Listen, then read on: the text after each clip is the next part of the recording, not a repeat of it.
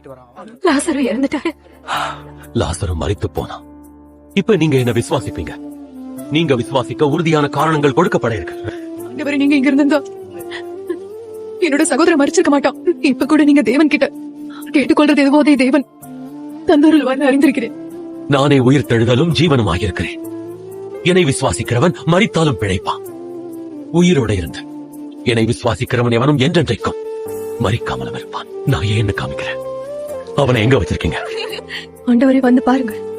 கல்லை எடுத்து போடுங்க. ஆண்டவரே, இப்போ இங்க நாற்றம் வருமே. இருந்து 4 நாள் ஆயிடுச்சே. நீ விசுவாசிச்சா தேவனுடைய மகிமையை காண்பாயின்னு நான் உனக்கு சொல்லலையா? நான் திரும்பவும் சொல்றேன், கல்லை எடுத்து போடுங்க.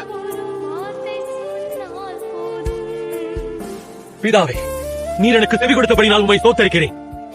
எப்பொழுதும் எனக்கு செவி கொடுக்கிறீர் என்று அறிந்திருக்கிறேன்.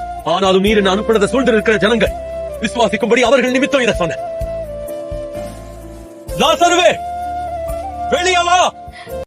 ஒரு சொல்லாலே மரித்தோரை இவனோட கட்ட விழுத்து விடுங்க. மாதா, ஆமா சகோதரா.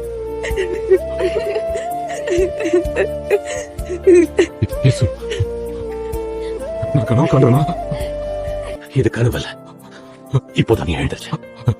நான் தூங்கிட்டு இருந்தேனா? ஜீவனோட